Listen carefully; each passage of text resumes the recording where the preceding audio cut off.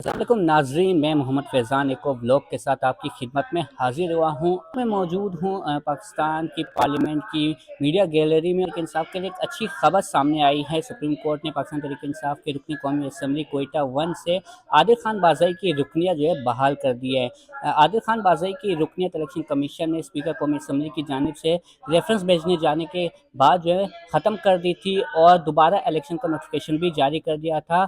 Speaker कौमी assembly ने पाकिस्तान मुस्लिम league नून के सरबराह मियां मोहम्मद नवाज शरीफ की जानिब से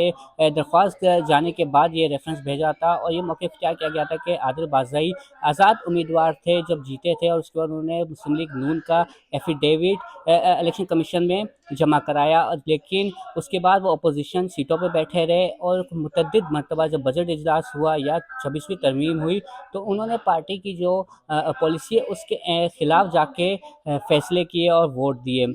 इस पर आदिल बाज़ई का हमेशा से मौक़िफ़ ये रहा कि वो सुन्नी इत्तेहाद कौंसिल के रुकन हैं और सुन्नी इत्तेहाद कौंसिल से वाबस्ता एफिडेविट ही उन्होंने इलेक्शन कमीशन पे जमा कराया, लेकिन वो अपने इस एफिडेविट का दिफा इलेक्शन कमीशन में नहीं कर सके, जिसके बाद इलेक्शन कमीशन ने उनकी रुकनियत ख़त्म कर दी थी और दोबारा इलेक्शन का ऐलान किया था, जिस फैसले के खिलाफ आदिल बाज़ई सुप्रीम कोर्ट गए और आज सुप्रीम कोर्ट ने आदिल बाज़ई की जो दरख्वास्त की उसको मंजूर किया और इलेक्शन कमीशन का फैसला कालेदम करार दिया। मेरे साथ सज्जाद काज़मी मौजूद है, इलेक्शन कमीशन बीट रिपोर्टर हैं और गहरी नज़र रखते हैं तमाम तर मामलात पर। आदिल बाज़ई के केस पे भी इनकी बड़ी गहरी नज़र थी। इनसे जानते हैं कि कहाँ फ्लॉज हुए हैं कि इलेक्शन कमीशन अपना जो फैसला था उसका दिफा नहीं कर सकी सुप्रीम कोर्ट में, और इसके आगे के कॉन्सिक्वेंसेस क्या होंगे। सज्जाद भाई, बहुत बहुत शुक्रिया आपका वक्त देने का। सबसे पहले तो बताया गया कि जब यहाँ से एक लिखत गया इलेक्शन कमीशन को स्पीकर कौमी असम्बली की जानिब से, उसके बाद मुतअद्दिद समातें हुई हैं इलेक्शन कमीशन में, वहाँ आदिल बाज़ई क्या चीज़ साबित नहीं कर सके जो आज सुप्रीम कोर्ट में साबित कर दिया। बहुत शुक्रिया। देखिए, पहले तो मामला कुछ यूँ था कि जैसे ही इलेक्शन होते हैं उसके बाद एफ़िडेविट जमा करवाया जाता है आज़ाद उम्मीदवारों की तरफ से, और एक एफ़िडेविट सामने आता है 18 फरवरी को, जिसमें ये क्लेम किया जाता है कि एनए 262 क्वेटा से आदिल बाज़ई कामयाब हुए थे। वो नून लीग में शमूलियत इख्तियार करना चाहते हैं, जबकि 20 फरवरी को सुन्नी इत्तेहाद काउंसिल की तरफ से एक एफ़िडेविट इलेक्शन कमीशन में सबमिट करवाया जाता है, जिसमें वो ये क्लेम करते हैं कि आदिल बाज़ई उनके प्लेटफॉर्म से यहाँ पर जो है वो शमूलियत करना चाहते हैं, उनको जो सर्टिफिकेट है वो इशू किया जाए। और उसके बाद हम देखते हैं कि इस मामले पर काफ़ी हद तक खामोशी हो जाती है, और एकदम जैसे ही बजट के इजलास शुरू होते हैं, बजट के हवाले से सेशन शुरू होने लगते हैं, तो उसके बाद समझ आना शुरू होती है कि आदिल बाज़ई जो हैं वो हुकूमती बेंचेस पर मौजूद ज़रूर हैं, लेकिन वो उनको वोट देने नहीं जाते। लेकिन उस बावजूद हुकूमत की तरफ से जो मुलाकात मेल मिलाप होते हैं एमएनएस के एजाज़ में, वो दिए जाते हैं, उसमें वो शिरकत करते हैं। जब बजट सेशन होता है तो उसके बाद वो बजट सेशन में हुकूमती बेंचेस से उठकर अपोजिशन के बेंचेस पर बराजमान हो जाते हैं, जो कि वाज़ेह तौर पर ये निशानदेही करता है कि वो इस हुकूमत को बजट में सपोर्ट नहीं करने चाह रहे। अब उसके बाद 26वीं जब तरमीम आती है तो उसके बाद मज़ीद मामलात खुल के सामने आते हैं, जिसमें मुस्लिम लीग नून को ये महसूस होता है कि अब अगर इनके खिलाफ एक्शन नहीं लिया जाता, उनको मज़ीद मौक़े दिए जाते हैं, तो मज़ीद भी जो है वो दरारें पड़ सकती हैं। तो उसके बाद वो मुस्लिम लीग नून के जो सरबराह हैं नवाज शरीफ, उनकी तरफ से एक रेफरेंस जो है वो स्पीकर कौमी असम्बली को दिया जाता है, और ये 4 अक्टूबर का मामला है। 4 अक्टूबर को ये रेफरेंस दिया जाता है। उसमें कहा जाता है कि इनकी सीट को डी नोटिफाई किया जाए, क्योंकि उन्होंने पार्टी पॉलिसी के इनहराफ किया है, उसको इन्होंने जो डायसेक्ट किया है, तो इसके मामले पर इनकी सीट को खाली तस्वर किया जाए, उसके बाद से कार्रवाई की जाए और इलेक्शन का इनेकाद जो है वो करवाया जाए। उसके बाद स्पीकर कौमी असम्बली जो है वो इलेक्शन कमीशन से रजू करती हैं, और इलेक्शन कमीशन ने हमेशा हम देखते हैं कि वो जब केस फिक्स करता है तो काफ़ी टाइम लेता है, लेकिन इस मामले में 2 रेफरेंस थे,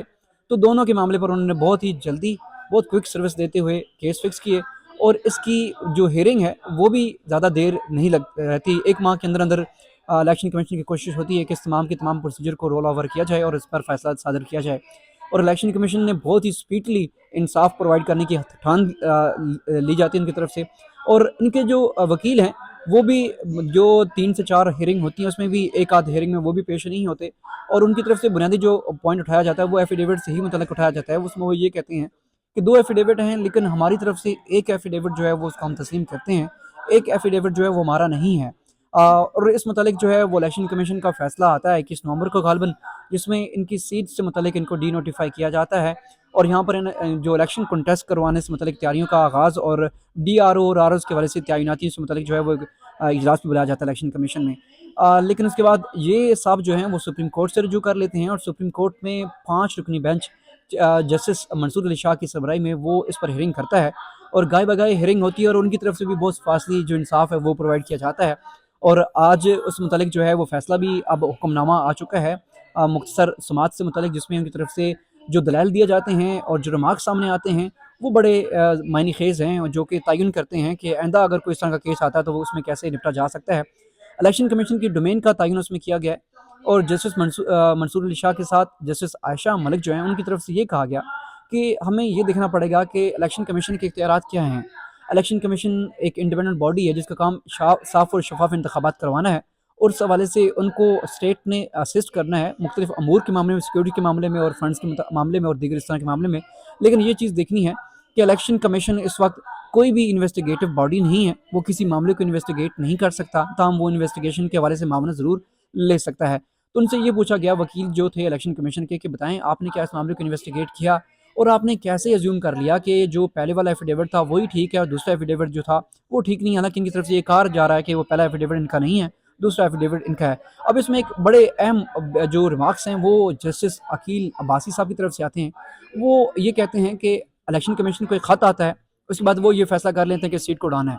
अब ऐसे नहीं चलेगा। और ये किस तरफ इशारा था, ये मुझे लगता है कि सारे समझदार हैं कि किस तरफ इशारा था, और लेकिन ये चीज़ तय करती है कि वाकई जजेस में भी ये चीज़ समझ आना शुरू हो चुकी है और वो भी खुलकर इज़हार कर रहे हैं कि कहीं से अगर इंटरफेरेंस होगी किसी मामले में तो उसके हवाले से कैसे डील करना है। बहरहाल ये इसका हुक्मनामा आता है, उसके बाद इलेक्शन कमीशन भी इस हवाले से जो पहला अपना नोटिफिकेशन जारी करते हैं इनको मुअत्तल करने से मुतल्लिक उसको री इंस्टेट, यानी कि अब यूँ कह लीजिए कि उस मुअत्तल नोटिफिकेशन को ही मुअत्तल कर दिया जाता है। उस मुतल्लिक नोटिफिकेशन जो था उसको कोई मुअत्तल किया जाता है और इनको दोबारा से री इंस्टेट किया जाता है। इन्हें 262 क्वेटा पर अब ये दोबारा बहाल हो चुके हैं। अब इस मामले पर देखना पड़ेगा कि मुस्लिम लीग नून क्या पार्टी पॉलिसी लेती है, आया वो दोबारा कोई रेफरेंस दायर करवाती है या किसी और तरीके से इस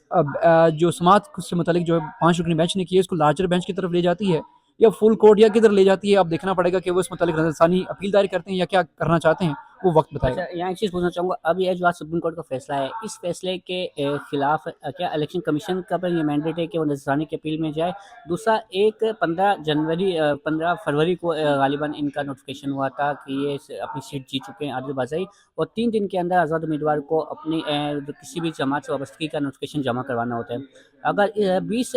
फरवरी का सुन्नी इत्तेहाद कौंसिल का इन्होंने एफिडेविट जमा कराया, तो क्या उसकी कानूनी हैसियत बनती है कि 3 दिन के बाद वो जमा हो रहा है? देखिए, इस मुतल्लिक इलेक्शन एक्ट बड़ा वाज़ेह है, और हमने इस मामले में देखा कि सुन्नी इत्तेहाद कौंसिल से मुतल्लिक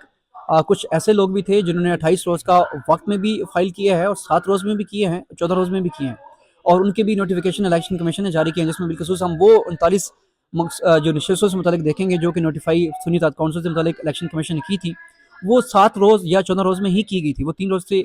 गैप से निकल चुके थे, क्योंकि ये इलेक्शन एक्ट इसमें वाज़ेह है। और ये भी चीज़ देखनी पड़ेगी कि इलेक्शन एक्ट जो है वो मातहत है आईना पाकिस्तान के, यानी कि वो आईना पाकिस्तान से सुपीरियर नहीं है। और आईना पाकिस्तान अगर ये चीज़ की आज़ादी आपको दे रहा है कि आप किसी पार्टी में शमूलियत इख्तियार कर सकते हैं, तो अग वो बंदा ये क्लेम कर रहा है कि ये मेरा एफिडेविट ही नहीं। तो अब इस मामले को अगर देखना है तो लार्जर पैराई में देखना चाहते हैं, लार्जर स्पेक्ट्रम में देखना चाहते हैं, तो उसकी इन्वेस्टिगेशन करवाएं और पूछें कि जो 18 तारीख को नून लीग ने सबमिट करवाया था उसके ऊपर साइन किसके थे, और अगर इनके साइन नहीं थे तो फिर साइन कहाँ से आए। और इस मामले को बड़ा थॉरली इन्वेस्टिगेट करना ज़रूरी है ताकि पता चले कि मामला कहाँ से ख़राब हुआ और इस तरह के मजीद एफिडेविट कितने जमा करवाए गए हैं। अब ये बड़ा बुनियादी सवाल है। अब इस मामले पर इलेक्शन कमीशन क्योंकि पार्टी नहीं था पहले, लेकिन अब पार्टी बन चुका है, उनकी तरफ से फैसला दिया गया, लेकिन बुनियादी तौर पर जो पार्टी बनती है वो नून लीग और आदिल बाज़ाई पार्टी बनते हैं। लेकिन चूंकि इलेक्शन कमीशन ने फैसला सादर किया, इलेक्शन कमीशन को फिर पार्टी बनना पड़ा, और इलेक्शन कमीशन ने जो वकील किया उस वकील से मतलब मैं आपको कभी फिर बात हुई तो डिटेल में बताऊंगा कि उन मतलब क्या क्या चीज़ें सामने आती रही हैं। और इलेक्शन कमीशन की वकला की जो टीम है इंतहाई गैर संजीदा कह लीजिए, और उनके डीजी ला जो हैं वो ही बेकसूस कई इलेक्शन एक्ट के जो हवाले हैं वो गलत देते नजर आते हैं। मतलब आप इलेक्शन कमीशन कवर करते रहे हैं, आपको लगता है कि जो जल्दबाजी में फैसला किया गया आदिल बाज़ाई का और उसका दिफा सुप्रीम कोर्ट में ना किया जा सका, जो इनकी कानूनी टीम थी इलेक्शन कमीशन की, वो कहीं ना कहीं चूकी है और मिस हैंडल किया उन्होंने इस मामले को? इलेक्शन कमीशन ने थॉरली इसको मिस हैंडल किया। एक बहुत ही स्पीडली उन्होंने इंसाफ प्रोवाइड करने की कोशिश की। हमने देखा कि इंट्रा पार्टी इंतखाबात का मामला हो, तो कंटेम्प्ट केसेस का मामला हो, इस तरह के दीगर मामलात हों जिसमें स्पेसिफिकली कुछ सेनेटर साहिबान के खिलाफ भी रेफरेंस वहाँ पर गया हुआ था, जिसमें सेनेटर अबड़ो साहब हैं, सैफुल्ला अबड़ो साहब हैं, इस तरह से दीगर भी कई रेफरेंस गए हैं जो कर वहाँ पर अभी तक चल रहे हैं, उस पर अभी तक फैसला सादर नहीं किया गया। इस मामले में इतना स्पीडली इंसाफ प्रोवाइड करने पर वैसे भी सवाल उठते थे और मामला 4 समातों में ख़त्म होने वाला नहीं था। अगर आपने उसको इन्वेस्टिगेट करना था, आपने उसको देखना था, और वो ये क्लेम कर रहे हैं कि ये मेरा एफिडेविट नहीं, तो फिर इलेक्शन कमीशन वाकई ये कौन सी अथॉरिटी बनती है? क्या वो फोरेंसिक करवा सकते हैं? उन्होंने फोरेंसिक करवाए थे, क्या उन्होंने कोई इन्वेस्टिगेट करवाया था? और उनके जो मुस्लिम लीग नून के जो वकला थे, उन्होंने सिर्फ 2 एफिडेविट में से एक एफिडेविट ये बताया, ये क्लेम किया कि जो पहला एफिडेविट सबमिट होता है 18 तारीख को, वो हमने करवाया और उसमें इनके साइन है। तो अब इस बुनियाद के ऊपर इनका पहला तस्वर किया जाए, दूसरा जो एफिडेविट है वो जमा ना कर, वो उसको माना ना चाहे। अब ये तो सुनने को ये तैयार ही नहीं थे कि वो ये उनके वकला क्या कह रहे हैं। तो ये किस्म का इलेक्शन कमीशन हमेशा जिस तरफ हवाएं चलती हैं उस तरह के ही फैसले करता है। तो बात ये तय हो चुकी थी कि नून लीग की तरफ ही जो है वो इलेक्शन कमीशन में झुकाव था और बहुत जल्दी स्पीडली उन्होंने इंसाफ दिया है और इंसाफ जो उनके गले पड़ गया। अब इस मामले के ऊपर अब उनको देखते हैं कि वो किस तरफ जाते हैं, नजरसानी अपील दायर करते हैं या क्या करना चाहते हैं। बहुत बहुत शुक्रिया सज्जाद साहब। सज्जाद साहब हमारे साथ थे और तमाम तर जो ये मामला है इस शुरू से एंड तक इन्होंने तमाम तर हमें बताया कि कहाँ का इलेक्शन कमीशन ने गलती की, किस तरह जल्दी जो है इस रेफरेंस का फैसला किया गया। आदिल बाज़ाई जब इलेक्शन लड़ रहे थे तो इससे पहले जब कागजात नामजदगी जमा हो रही थी तो इनके कागजात नामजदगी मुस्तरद हो गए थे और ये बुलसान हाई कोर्ट के ट्रिब्यूनल में गए थे और वहाँ पर जैसे हाशिम काकड़ ने जब समाअत की थी तो जैसे हाशिम काकड़ के सामने इन्होंने कहा था कि मेरा पाकिस्तान तहरीक इंसाफ के साथ अब ताल्लुक नहीं है, पाकिस्तान तहरीक इंसाफ छोड़ चुका हूँ। इब्तिदाई से ये आज़ाद उम्मीदवार की हैसियत से इलेक्शन लड़ रहे थे, लेकिन यूँ ही पाकिस्तान तहरीक इंसाफ से बल्ले का निशान वापस लिया गया और तमाम तर जो उनके अरकान थे वो आज़ाद डिक्लेयर करा दिए गए। तो इलेक्शन कमीशन पाकिस्तान तहरीक इंसाफ की जानिब से एक और बलूचिस्तान के वाइस कैंडिडेट की लिस्ट जारी हुई थी जिसमें आदिल बाज़ाई का सरप्राइजली तौर पर नाम सामने आया था और इस वजह से हमारी पाकिस्तान तहरीक इंसाफ की जो बलूचिस्तान की क़यादत है उससे मेरी खुद ज़ाती तौर पर बात हुई थी और उन्होंने भी इस पर तहफ़्फ़ुज़ात का इज़हार किया था। उनका यही कहना था कि आदिल बाज़ाई को जो आज़म सवाती हैं पाकिस्तान तहरीक इंसाफ के रहनुमा, उनका सपोर्ट हासिल है और उन्हीं की बदौलत इनको पाकिस्तान तहरीक इंसाफ का टिकट मिला है। उसके बाद आदिल बाज़ाई जब इलेक्शन जीते और उसके इलेक्शन जीतने के बाद नोटिफिकेशन होने के बाद 2 दिन तक आदिल बाज़ाई पुरअसरार तौर पर लापता हो गए थे, उनसे किसी का रब्ता नहीं हो रहा था और 2 दिन बाद उनका वीडियो बयान जारी हुआ था और आदिल बाज़ाई ने का ये मौक़िफ़ था कि उनकी वालदा की तबीयत ख़राब थी, इस वजह से वो किसी से राब्ते में नहीं थे और इन्हीं 2 दिनों में ऐसी खबरें सामने आई थी कि आदिल बाज़ाई ने नून लीग में शमूलियत इख्तियार कर ली है, जिसके बाद पाकिस्तान तहरीक इंसाफ के कारकुन जो थे वो आदिल बाज़ाई के घर पहुंच गए थे। उनके घर के सामने मुजाहरा भी बाकायदा तौर पर किया गया था, लेकिन आदिल बाज़ाई ने इन तमाम तर खबरों की तरदीद कर दी थी और इलेक्शन जीतने से अब तक आदिल बाज़ाई इन तमाम तर खबरों की तरदीद करते आ रहे हैं। पाकिस्तान तहरीक इंसाफ की जानिब से भी इस मामले को गैर संजीदा लिया गया था और इब्तिदा में हुकूमत की जानिब से भी गैर संजीदा लिया गया। बैरिस्टर गौहर से मेरी खुद बात हुई थी, बैरिस्टर गौहर का ये कहना था कि हम इस मामले को देख रहे हैं और इलेक्शन कमीशन से भी अगर रुजू करना पड़ा तो करेंगे। आदिल बाज़ाई हमारे ही टिकट से इलेक्शन जीते हैं और वो हमारे ही रुकन हैं, लेकिन यूँ ही बजट इजलास हुआ तब भी हुकूमत खामोश रही। लेकिन जैसे 26 तरमीम का मामला आया तो हुकूमत को ख्याल आया कि आदिल बाज़ाई जो है उनकी पार्टी पॉलिसी से इनहराफ कर रहे हैं, पार्टी पॉलिसी के खिलाफ जाके वोट दे रहे हैं, तो उनको डी-सीट किया जाए और फिर उसके बाद तमाम तर जो मामला थे वो शुरू हुए थे। अब सुप्रीम कोर्ट ने आदिल बाज़ाई को बहाल कर दिया। पाकिस्तान तहरीक इंसाफ के लिए भी एक अच्छी खबर है, अब जो आदिल बाज़ाई के वोटर्स हैं उनके लिए भी एक अच्छी खबर है कि उनको दोबारा बहाल कर दिया। अब देखना ये है कि मुस्लिम लीग नून या जो इलेक्शन कमीशन है वो सुप्रीम कोर्ट के इस फैसले के खिलाफ नज़रसानी अपील करती है या नहीं करती है, और अगर नज़रसानी अपील की जाती है, जो नून लीग का एफिडेविट है नून लीग की वाबस्तगी का, वो अदालत में दोबारा जमा करवाया जाता है नहीं करवाया जाता है। हमारे साथ रहिएगा। बहुत बहुत शुक्रिया आज के ब्लॉग को देखने के लिए। अगर ब्लॉग पसंद आए तो चैनल को सब्सक्राइब भी करें और शेयर भी करें। अल्लाह हाफिज़।